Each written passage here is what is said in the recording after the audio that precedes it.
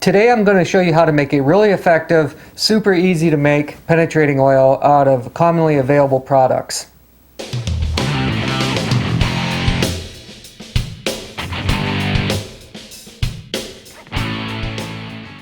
Now there's only a couple ingredients involved in making this. It's automatic transmission fluid and acetone, and it's a 50-50 mixture. This is hair coloring. Now I'm not going to be using any of the chemicals in this. The only reason I got this little kit here is for the bottle that I want to use for an applicator bottle. The reason I got this bottle is because it's fairly chemical resistant. It's polyethylene, and you'll need something that's like polyethylene or polypropylene. In other words, something that won't get dissolved by acetone. You don't want to use PVC or ABS or anything like that because it will dissolve. Another option too that's handy in case you're spraying rusted bolts or hinges or whatever that are overhead and you can't squirt this uphill. Another option is to use a chemically resistant spray bottle, and about the only place I could find these in the hardware store is if you get the paint and varnish remover. Some of them are the real thin types that you can spray out of a bottle like this.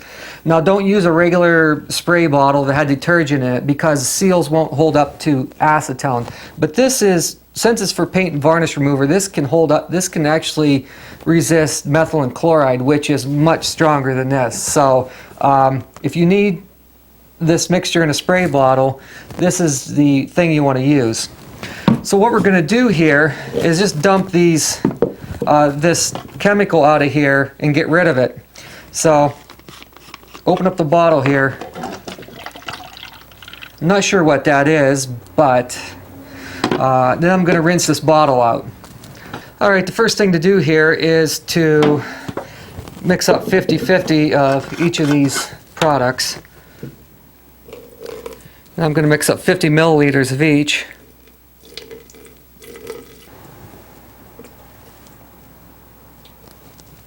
We're going to put it in the applicator bottle now.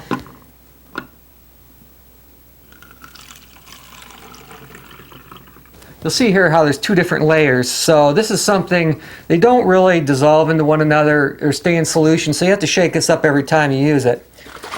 Just give it a quick shake like that and it'll turn pink.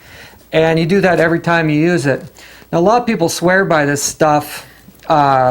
I've been using this for years. This is my go-to oil that I use for loosening up bolts and just getting parts that aren't working together correctly, getting them moving again. So that's how you make it. That's just how easy it is. I wanted to show you something kind of interesting about this stuff too. When you put it on a surface, you just let it sit there and the bubbles come out of it, but something else happens too after a few seconds.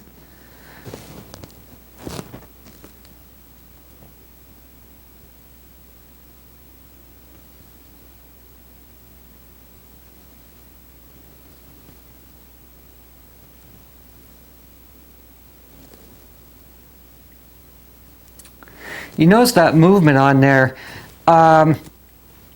That movement, I don't know if that helps with loosening bolts or not, but for whatever reason this stuff really works well. And maybe that's just the evaporation of the acetone as it's separating.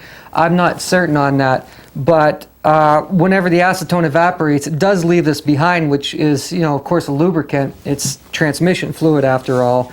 So why would you want to make your own penetrating fluid? Well, other than it being dirt cheap and easy to make, there may be times when you just run out of the other stuff. And most of you have this already in your workshop, the ATF and the acetone. And so you're already halfway there. All you need is the dispensing bottle, which if you have an acquaintance that colors the hair, you're good to go. Now I will say also that I've seen one test on the internet. Now this hasn't been verified and it is the internet, so who knows, but this test was comparing the penetrating fluids along different samples of rusted bolts and nuts, and they compared the breakout torques between these samples. And they sprayed them with all these different types of commercially available oils and found that not only did this score lower in torque, but much lower, impressively so. Of course, that's hard to say. You know, were they all rusted? What was the control like? Were they all rusted to the same degree? Would they have, without the oil, would it have been the same? No one really knows. But I can tell you from my personal experience that the stuff works very well. In fact, this is my go-to oil that I run to before I, get out the other stuff.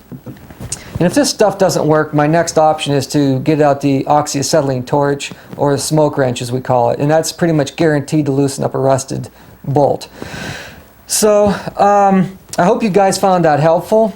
And if you did, subscribe to my channel and like the video. And please leave your comments below if you have any experience with this stuff or any other penetrating oil that you found is really helpful. I'd be glad to hear about it in the comments. And I will be seeing you next video.